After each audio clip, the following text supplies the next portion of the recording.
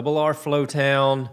Reeves is rocking a beard. I hope it shows up because it's a big thing. It probably won't, and I think this might be the last day, Robert. I just don't think I can do this. Ooh, I knew that was I knew that was going to happen, right? Yeah. We all knew. We all knew. But Maybe. more important, we have Colton Cauthen with us today. Thank Yeah. you so much for coming, man. Yeah, thank you all. Super excited to be here. Love what y'all are doing. This is great. I don't know how many other cities or towns have something like this, especially our size, but I think it's just fantastic. So, Awesome. Thanks. Well, we're excited to have you, Colton, and to hear a little bit about your story and the work you do, especially you've got a local bookstore. Books. Yeah, Jack's Books in downtown it's Florence. cool too. You nailed Thank you. that. Thank you. You nailed Yeah. it. It's awesome. Yeah. And we need more of that. Yeah, so kind of take us back and just tell us a little bit about who you are, and then we'll talk a little bit about Jack's Books and kind of your whole story. But tell us a little bit about your story. Yeah, sure. So I'll go back pretty far. Okay, good. And, That's good. yeah. I'll say this too as I'm going. Don't feel free to ask any questions. You're not going to upset me or offend me by asking, for clarification or if you want me to talk more about something. So Cool. I will say first, you've got the best hair of any guest we've had so Okay. far. Wouldn't you Awesome. say, Reeves? Wow. Well, it's He- definitely better than mine. Yes, it's better than yours. Your hair is rocking. It Thank looks you. good. Dude. Yeah. Appreciate that. I'm Yeah. jealous. Yeah, it was not always this way. Oh, okay. Growing up, it was actually really straight. It was Really? like pin straight. Had like a chili bowl or like a bowl cut. So yeah, So how did you get that? it just happened. Yeah, it was Really? about like 13, 14. It started getting really wavy, and then, Really? yeah. Fast forward 10 years, and it turned into something like this. Is there still hope for him? Well, I for was it to going to say, happen, or Rob, no? maybe I should grow my Yeah, hair. maybe out. it'll- Look, You've see been what after happens. me. Yeah. Maybe I won't have to do the comb over if I grow it out. Anyway. All right, anyway, sorry. Yes, Yeah. yes. Take us So, back. Yeah, take us there. Back to the Take time us when I there, had Colton. straight hair. We Yeah. need to So get off of the... I was born in Indiana. Grew up with a single mom, 3 siblings, so 4 kids, and we were poor, but it didn't mean anything to me. Life was really good. Spent a lot of time outside. Yeah. Cornfields, ponds, messing around. Yeah. Siblings and so on. And yeah, life was pretty good. My mom started having some weird health complications, and eventually all of her hair fell out. She was getting these weird rashes and couldn't really figure out what was going on. And sometime in the mix of all that, she started thinking she was hearing from God directly, typically just like really small things. Should I do this? Yes, or should I not? But within maybe a year or so, that turned into you should leave Indiana and move to Arkansas, where you're going to meet this guy named Ken, who's going to be your next husband. And so She heard that. And all Yeah. so no one's telling her this other than in That's her own right. mind. She believes God's speaking this to her. yeah, Okay. that's right. Yeah. Okay. So we all packed up in a U-Haul minivan and headed for Arkansas. This is me, my mom, 3 siblings, and my aunt, her sister. Mm-hmm. So we hit the road, got to Arkansas, and there was no Ken and no place to live. And so we spent some time on the road. I have no idea how long that was, but How old were you? so yeah, that's good. I was 7 Okay. at the time. Yep. Okay. Okay. So this was 7. And yeah, ate a lot of cereal with water. Yeah. But anyway, I didn't find anything in Arkansas, so we kept heading, or then we headed south to Texas, where my grandparents lived. And so this was my mom's mom and dad. So we moved in with them, and that again, life was weird just because it was all new stuff. But for me, it was kind of a big adventure. So still pretty chill or pretty good for me. Yeah. Then we went and spent the night with my uncle, who's my mom's brother, and his new wife. They had just recently purchased a mobile home, and so we spent the night there. And then that turned into us spending multiple nights there, and we basically moved in with them. And so then it was me, my siblings, my mom, her brother, sister, and her sister-in-law, all living together. Okay.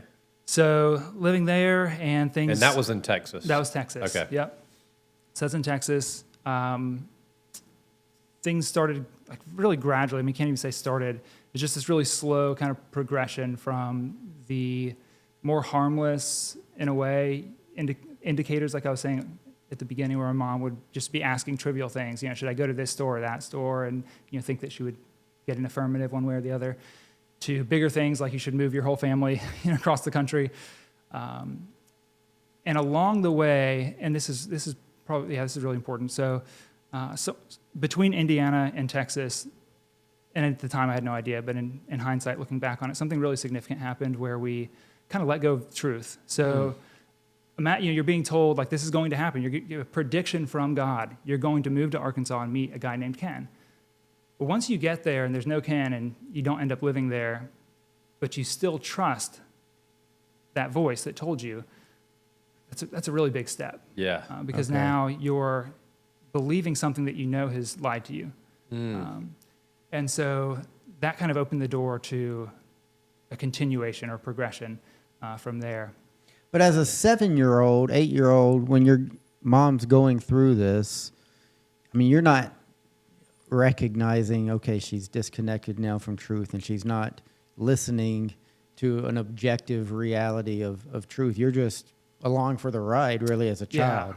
Yeah, that's right. And my mom was, from all, just the best mom in the world to me. Yeah. And she was, sweet, worked really hard to take care of us, give us what she could, really affectionate. And so I loved her deeply and had no misgivings. You try, when you're 7, I guess you just kind of trust that your parents obviously have a good understanding of the world. And if they're saying it, that's probably the case. Yeah.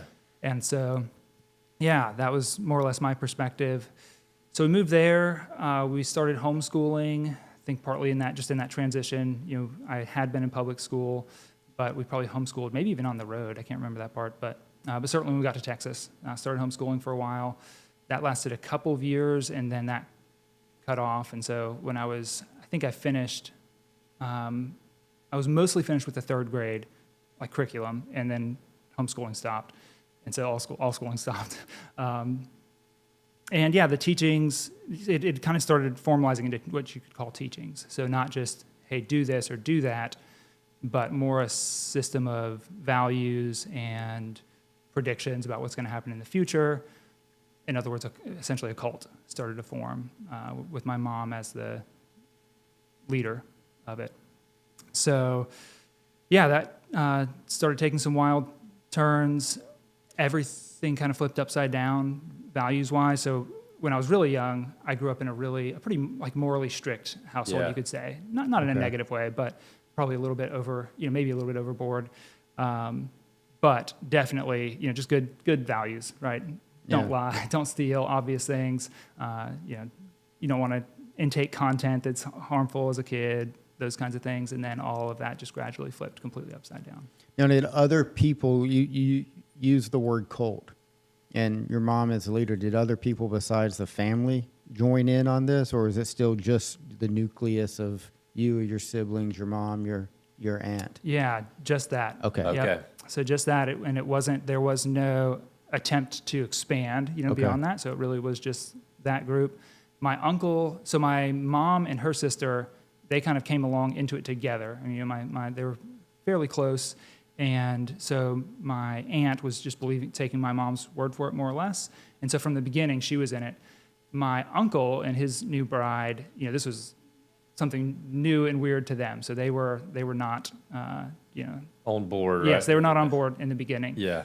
Then his wife, so my aunt at the time, my mom's brother's wife.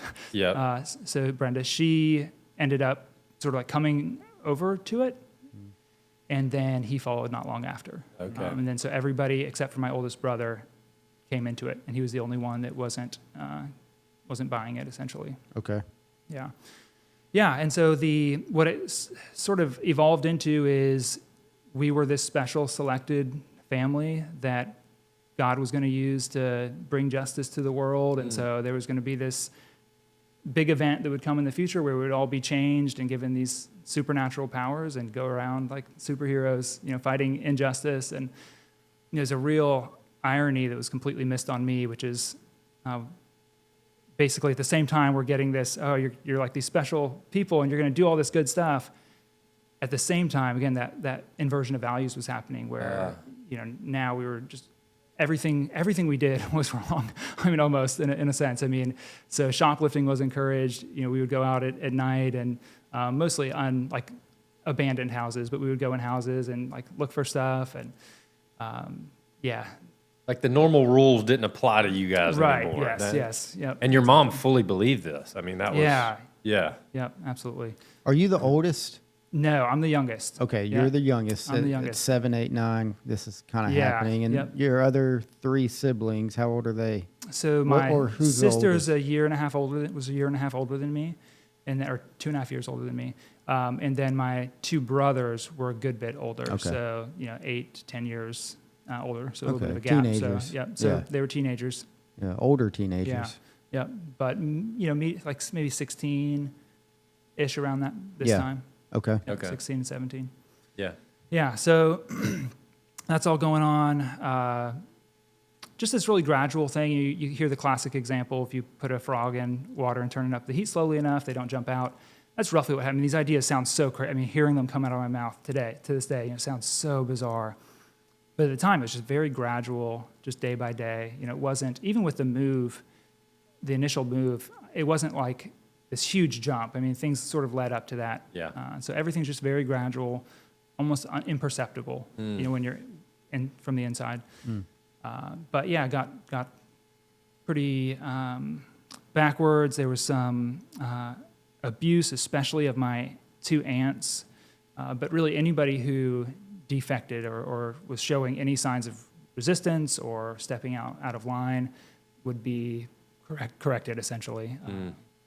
Either through threats or actual, some form of actual punishment. So, like I said, the only person who didn't get involved in that was my oldest brother, Clayton, and so he went back to school on his own, ended up graduating from high school, got a job, got a vehicle, gaining some independence, still living at home. And he told my mom one time that he didn't think he was going to make it to 20. And not too long after that, she started saying that, confirming that to us, that he wasn't going to, that God, basically because he wasn't coming into the group, that God was going to judge him and kill him. And so that was, at the time, supposedly just going to happen, like so many other predictions. And it didn't. So then it changed into my mom saying that he was going to have to die, that we were going to have to kill him. And so essentially made a plan for doing that, and my older brother, uncle of my mom, killed him one night in our house. Wow. And so, and attached to that was this idea, this was like a judgment, and then he was going to be brought back. He was going to be brought back to life, essentially, when this big change happened in the future, and then all would be, all would be well. Yeah. So that was 2000, so I was 11 Wow. at that time. You're sharing your story. It's an incredible story, a heart-wrenching story, and you just shared what you shared about your mom, your brother, and what happened. How do you process that as an 11-year-old? Can you take us back just for a minute to that? Yeah, so it's weird because I think about this a lot when I'm around 11-year-olds, because I think of and maybe this is just the case for all kids. You think when you're in high school, you think you're like, you figured it all out, you're basically an adult. But anyway, thinking back, I just feel like I was relatively old. I don't feel like I was that young. Anyway, I'm around 11-year-olds and I'm like, wow, like that's what my state of mind was like. I was that young. But yeah, so it was really bizarre. At the time, I had so much confidence in my mom, Right.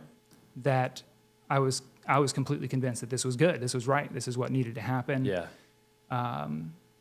And at that point, honestly, in me, things were just like deeply broken.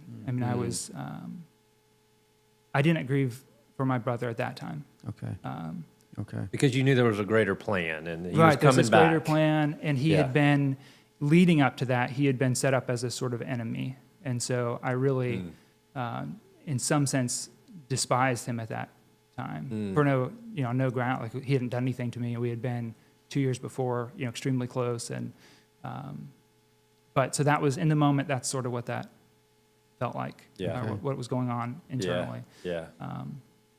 And so nothing changed after that in terms of, what was going on. It's kind of things went day by day as they had. And I assume that murder was hidden from the authorities and... That's right. Yeah, okay. Yeah.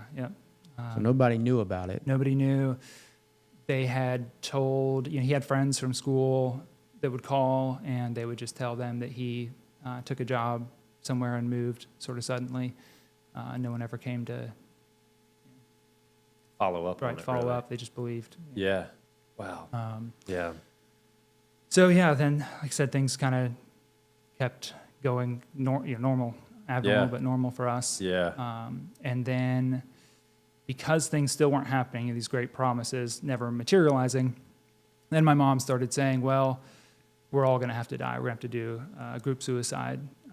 And then once we do that, that will be the catalyst that brings about everything that's been promised. And so we started making plans for that. And I remember that, just thinking through what that was going to feel like or be like.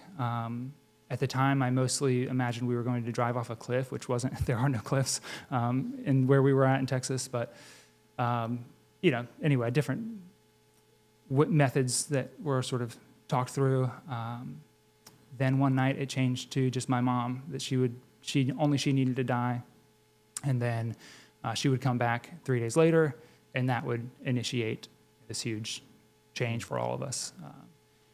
So that was about 6 months after my brother had been murdered. She committed suicide in our front yard one night. And that was a really weird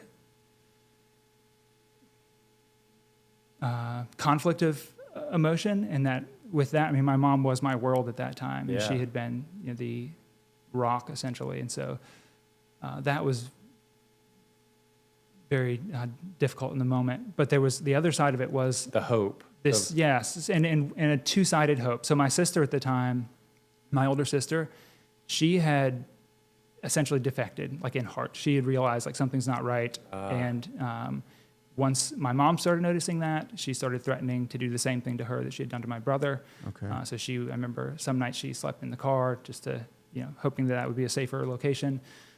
And then she was smart enough to figure out I need to pretend to have repented and now, believe all this again. So she did that, but she confided in me enough to where that she was swaying me to some degree. But I held these two opposite beliefs together. On one hand, I really was hopeful that in 3 days I would see my mom again. And the other side, I remember as my sister was crying after my mom died, telling her, this might be the end, right? It might be over finally.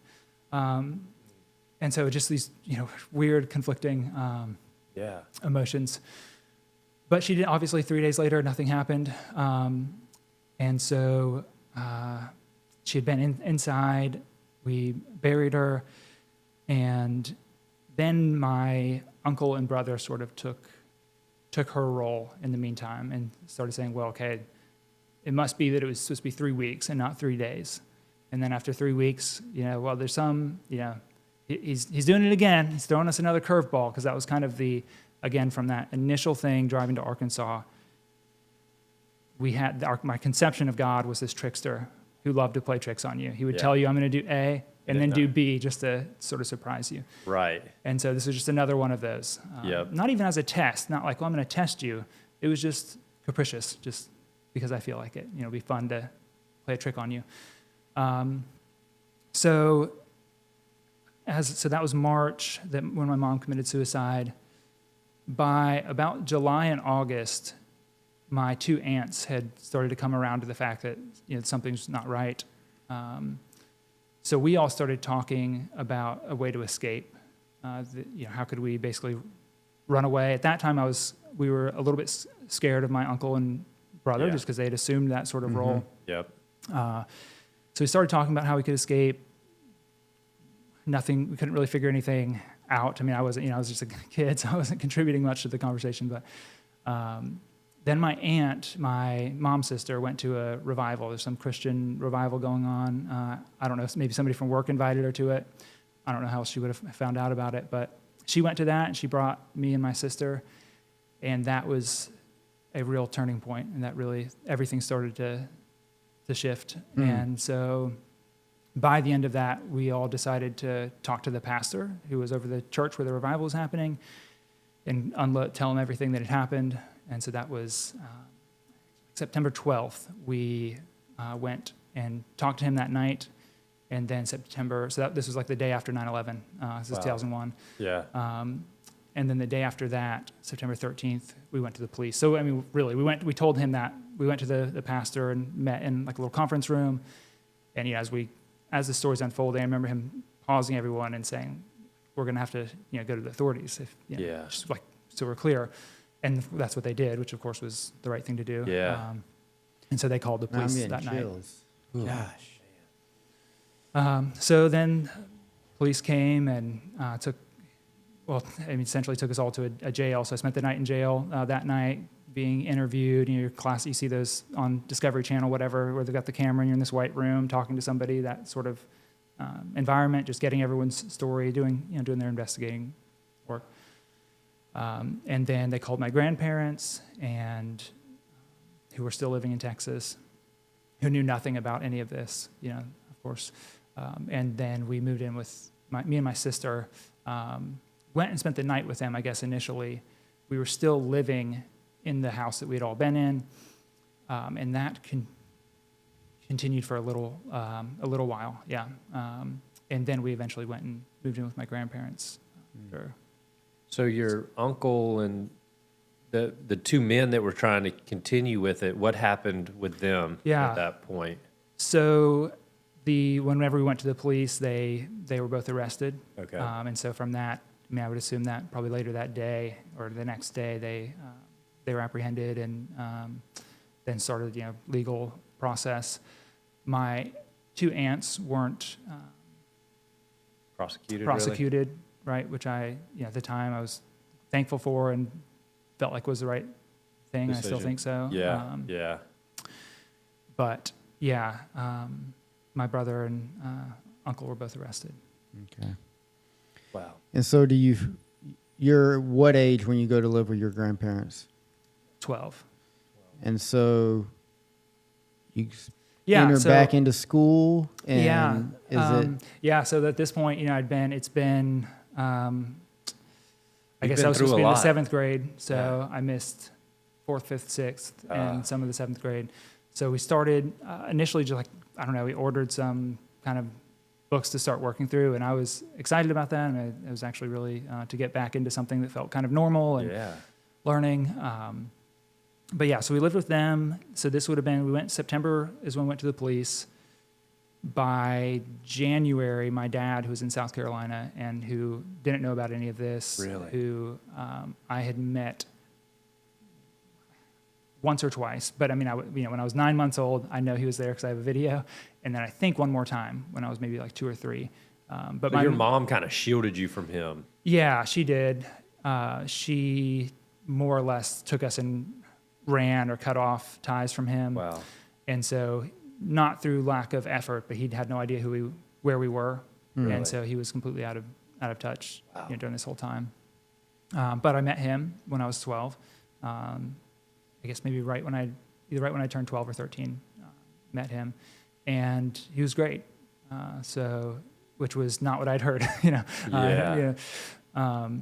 but he was really, really, really wonderful, and the government had to do all their checks. He was in South Carolina. Was he living in Florence? No, he was in upstate. Oh, upstate. Yep, Spartanburg. Okay. Yeah. So they did all their checks anyway, eventually okayed us to live with him, me and my sister. And so we moved to South Carolina in 2002. Okay. So you reconnected with your dad, moved to South Carolina. How did that go? Yeah, what was the trajectory from there? For me, it was really good. It was really awesome. Like I said, my dad is just a really good guy. He has a story all his own, what he's been through, and then this all got added onto it. But yeah, really good guy. Christian, and my grandparents were Christian too. Oh, I should at some point back up to what was going on internally, I guess, inside of me. Yeah. So kind of gradually coming out of the cult mindset, realizing something's wrong. I knew at that time that evil was real, and that was like a base conviction. I had seen it. I had participated in it. Yeah. It was in me, and I knew that.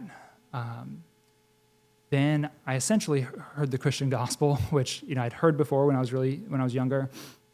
But that is what changed everything about me and my life. And that was around that, after we went to the police. Initially, you had that sort of revival, which I don't know that I was paying much attention to the what was being said there. But afterwards, meeting more one-on-one with some Christian pastors, ministers, it just changed everything. It was like coming out of this cave. I'd been in this darkness, and now I could just see the light, and it was, wow. Yeah, it was really beautiful in that way. So you came to faith in Jesus. Yeah, I did. Right. Yeah. Yep. And it was, the power of it is really something else. For somebody who had I didn't have expectations of that, but I just instantly wanted to do and be good instead of all the other things that I was used to, and had some power to move in that direction. Yeah. Well, and the reality of your story, Colton, you more than most understand being rescued from the dominion of darkness and being brought into the light of faith and hope in Christ. Yeah. Yes. And it's, I can't emphasize this enough. My story is not about this 11-year-old hero that overcame all these obstacles and was this really good, person who worked it all out. It really is someone who had become deeply broken and who was rescued from that by somebody else. So I'm awesome. Grateful. Yeah. That's awesome. And so you're in Florence. You finished up at West Florence High School, right? Yeah. So I initially moved to upstate Spartanburg with my dad, lived there and that was me and my sister both, moved up there with them. My dad, a stepmom, and a stepbrother all, lived together up there. And then right before the summer before my senior year of high school, they made the decision to move to Florence, which I was not excited about. Yeah. So I'd first time in my life, I'd been around a group of people for more than, a few months, basically, that weren't my family. Yeah. And so I'd finally started to make some friends. Coming out of all that, I was a strange kid, probably in more ways than one. And so I would imagine it took some time. But anyway, had finally started making friends, plans for what my senior year was going to be like. I wasn't popular by any means, but I had friends sort of across the whole strata of, typical high school categories, and I enjoyed that. And then I found out we were moving, so it's not.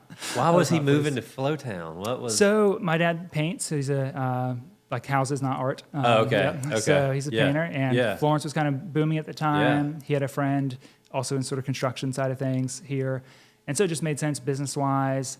There were also some things, in hindsight now, I didn't understand at the time that I understand a lot more now. To just get a fresh start and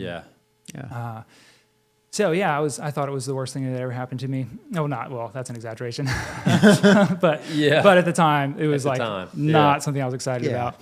It turned out to be the best thing. Wow. Okay. And, wow. Which is really something to be reflected on. Right? Yeah. In the moment, I just thought, how could we figure out a worse way to ruin my senior year? Yeah. But it was. It was life changing. So at that time, I had no plans of going to college, which is fine. But I had no idea what I was going to do either, and I just didn't. I don't know. I don't know what would have happened to me if we hadn't moved here. But coming here, I had two really good teachers, physics and calculus, and that just changed my whole trajectory career-wise. That's why I went to do civil engineering. Yeah. And so that changed that part of my life. I met the girl who's now my wife here, and that has obviously been the best thing that's ever happened to me outside of coming to know Christ. So, wow. It's been great. So graduate high school, meet your girlfriend who becomes your wife. You go and get a civil engineering degree. This is a guy who had a very disjointed elementary education, and now you've gone to get a degree in civil engineering. And Yeah. I remember in 7th grade, a friend of mine said that he wanted to be an engineer, and I remember just thinking like, yeah, right. Right. Keep dreaming. Yeah. I had no idea that like a lot of people do it. But to me, it just seemed like this Way far out. Yes. Yeah. But honestly, to God's glory, that was possible. I really didn't experience. So when we moved to South Carolina, I just like dropped into 7th grade, and really didn't it was fine. The only problem that I ever had was in English. The first paper I was asked to write, after I wrote that paper, the English teacher asked to see me because I don't know if there was a word that was spelled right on the paper. Okay. And I didn't know what an essay was. I didn't understand margins or paragraphs, and so Yeah, I mean, you hadn't learned it. Wow. yeah. Wow. That was rough. But otherwise, the Lord made it pretty seamless, and so. Well, you're smart. You're obviously smart. And so now, I mean, you're by trade a civil engineer. You're working as a civil engineer, but now you've also opened this awesome bookstore downtown Florence called Jack's Books. So tell us about that and how that came to be. Yeah, I never would have foreseen this happening either. So I read when I was young. Like I read the Hardy Boys and really got into that, and then I read some mystery novels, and then after like early high school, I was done with reading. I never had to read anything in college other than some textbooks. Never read anything pretty much after college. So I'm not somebody who grew up, with this great love of literature or appreciation for it. I was more like math, science. That was more my game. But started and through like so many things in my life. I mean, there's so many people who have blessed me and helped me in so many ways. But this is one of them. People who got me interested in reading, and so I started developing a taste for that. I should pause on that just for a moment, because I meet people who are like, oh yeah, I don't really enjoy reading. It's an exception. Most people do. Most people say they want to, but they struggle to find time. Yeah. But some people are like, yeah, I just don't really like it. Like I didn't either. And now, I do it all the time and I love it, and I've got a bookstore. Yeah. So I don't think it's so much an innate thing that, you're either somebody who enjoys reading or not. I think all humans enjoy stories. Books are basically written stories, and so I think everyone enjoys it if you get used to the medium. But anyway, so kind of came late to books in life, but developed a real appreciation for them. And my wife and I, we'd travel a little bit. We'd go to independent bookstores, and it's always just an exciting thing to, they're also unique, and they kind of are a little bit of an expression of the owner and then also the community. And so February of 2024, February 17th, I was sitting in my office one morning and just thinking about how awful it is that Florence doesn't have a local bookstore. Mostly because initially, just selfishly, I wanted to be able to go and like have these physical books. And, we have Barnes & Noble, but to have an independent one, it's just a little bit different. And so just frustrated with that. And I had already at that time sort of formed an appreciation for downtown and what had been happening there. I had started another business in 2015, and so like all these wires just like crossed that morning, and I thought, start a bookstore in downtown Florence. Wow! And so the idea just kind of popped in out of nowhere, and at first I thought it's like one of these awesome ideas that I'll think about for a few minutes and then come back to my senses, give that up.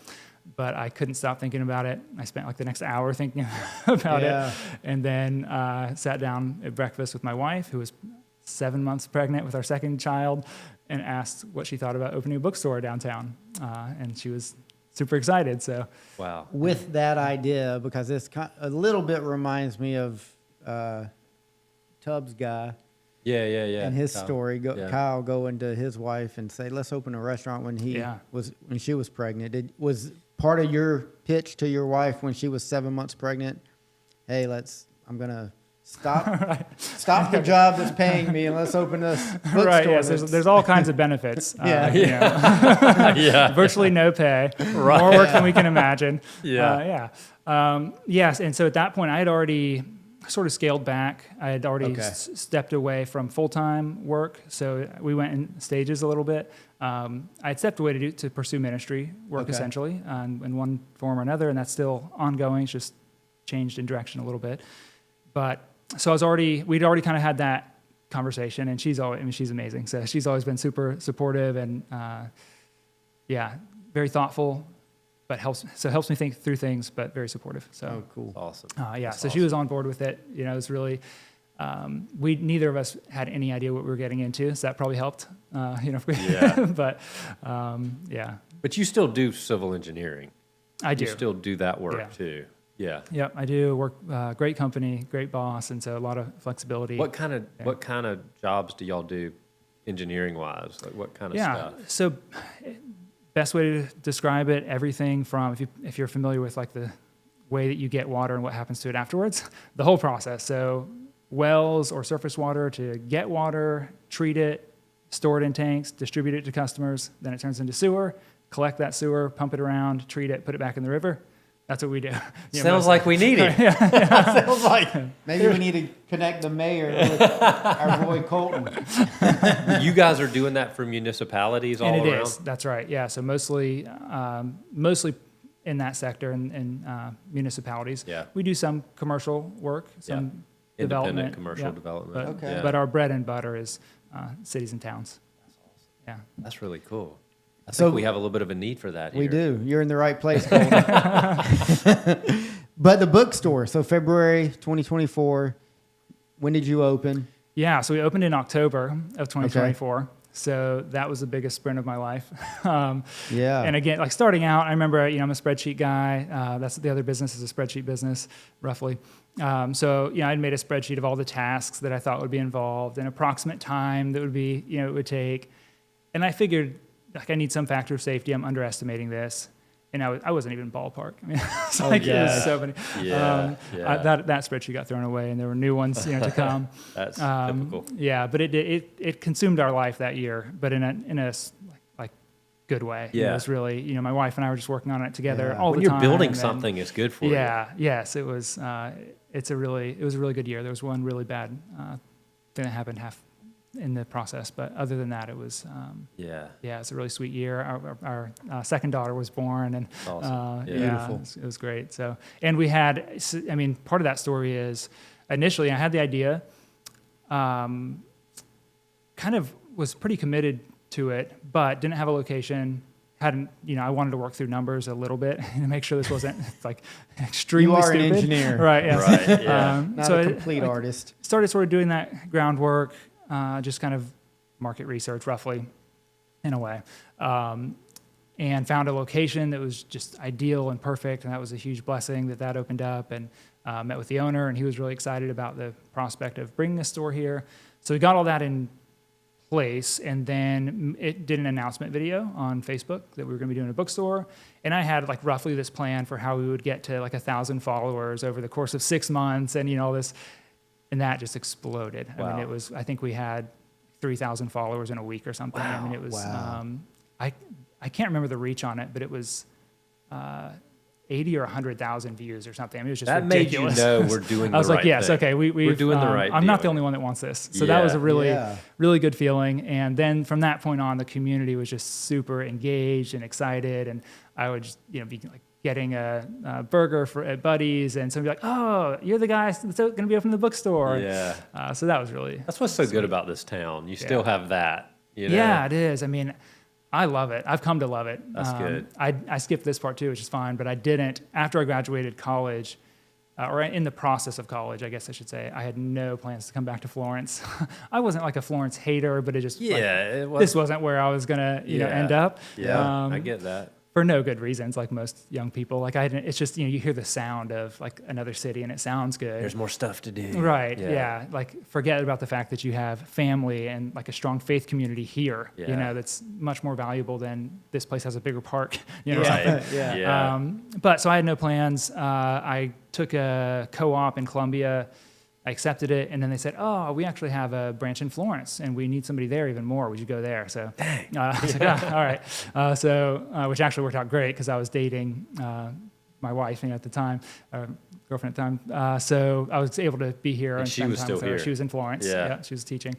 So then went back to school. It was a co-op program, so I was doing like a semester work, you know, blah blah. Then the summer before I graduated, I accepted another job in Columbia, which also wasn't really where I wanted to end up, but it was, you know, anyway, step up from Florence or something Yeah. in my mind. But I took the job in Columbia, and literally totally different company. They said, "Oh, we actually have we're the parent company to a child company in Florence, and we would actually rather you go there." All All roads lead back to Florence for you. Yes. Yeah. Yeah. So I'm not like a super smart guy, but I figured that out. Like I should probably be here. Something's wanting you here. Yeah. Yeah. And so I got the message and Yeah. I got the sort message. of planted So and glad. maybe two more questions. Yeah. One, in regards to the bookstore, I mean, for maybe the person who does not yet know about Jack's Books, tell those who are watching, if they come into Jack's Books, I mean, for everything from when you guys are open to what they can expect, what it's like, and where did the name come from? Yeah, that's our most common question, Okay. which kind of surprised me. Yeah. Maybe it shouldn't, but so my middle name's Jack. So Okay. that's like the core reason.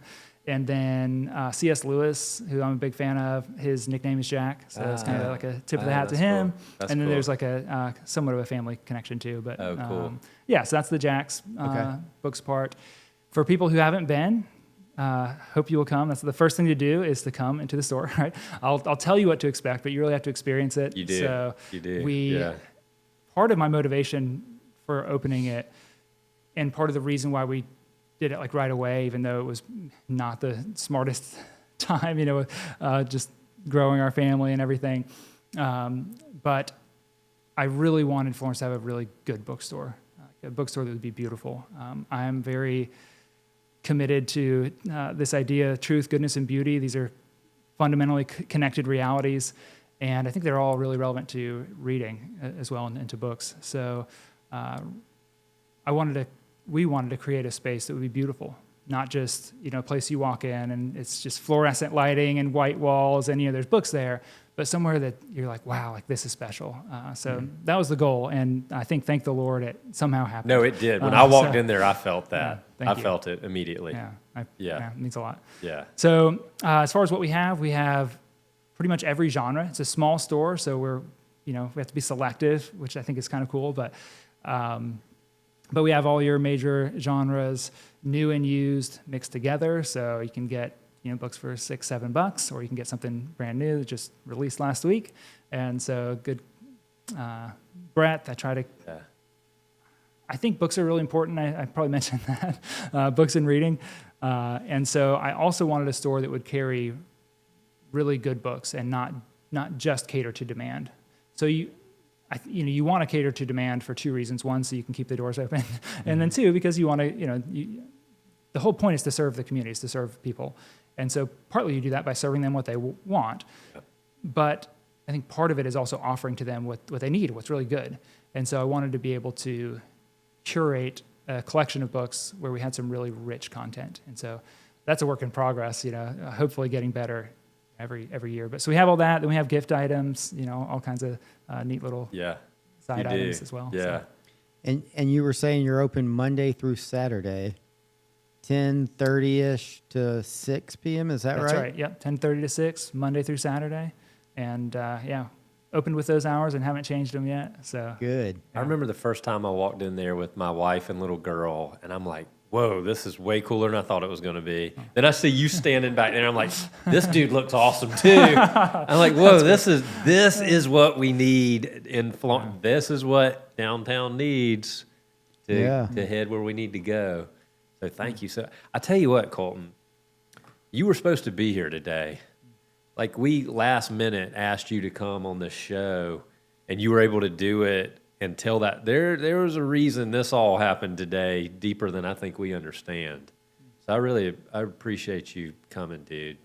I'm glad to get to know you a little better. Well, and the courage it takes for you to share your story, I really appreciate that, and just want to applaud you. Yeah. And I'm encouraged, like Robert said, to have heard your story, to have gotten to know you, known about you, but really didn't know you. Yeah. And to know you're a part of Florence. I mean, we talk about community all the time on the podcast, and what makes Florence great, and the opportunities we have to continue to propel Florence forward. And your story and your family being in Florence is what makes a community great. And so it's just really good that you're here. I'm thankful for you. I'm thankful for your story, and I'm thankful for the courage you have to share it. I've got a quick question based on that. What role, from your understanding of community, your very real experience with evil, and now your love for the transcendentals, and as that's seen in literature, goodness, truth, beauty. Today, I feel like the foundational realities of goodness and evil are eroding. So what role does goodness, truth, and beauty play in the health of a community like Florence? And what can we do as the everyday listener to move the banner forward in growing our community and making it healthier through those things? Yeah, that's a great question. The big one. Yeah. Izzy, Good. I love it. Yeah, Izzy will throw some real, Yes, I love it. some real bangers at you. Yeah. He's our philosopher. Yeah, that's Yes. right. Yeah. So yes, the transcendentals, good truth, goodness, and beauty. I do think that, one way of answering that is when you're thinking about what's going to lead Florence to where we want it to be, or what would be good for Florence, which is already bringing in some of that moral language, what would be good for it. But you can just think about truth, essentially. You can just think, well, okay, what are the mechanics that we need? What kind of investors? What kind of money? Where do we need to put that money? What would be a prudent decision to bring about such and such end? But I don't think any of that goes far enough. On its own, if you try to take any one of these three and isolate it, it can't survive that way, right? The three need each other. And so, in terms of like practically what that looks like, maybe, well, okay, we're going to build this building here. We can either think about what's the most efficient way we can do it. That's truth. We can do this for X amount of dollars with no regard to how beautiful it's going to be. Or we can think, how can we make this beautiful, right? And I think asking those questions while being, I know we have like realistic constraints. That's the truth, how much money we have. Yeah. But trying to do things that are beautiful. I think we've lost that in general. Yes. I mean, I see this a lot. Just, you see a picture of a cathedral that took like 700 years to build, something like generation after generation building this one thing. And today it's like, if this project can't be done in 6 months, scrap it, which is hard. Like I get, there's real constraints. You all are familiar with those. But don't forget what's beautiful. And then always we have to be asking what's actually good. And there's a way to There jive is, that. right, yes, it can, with a little more effort. Yes, yeah, exactly. More thought, more effort.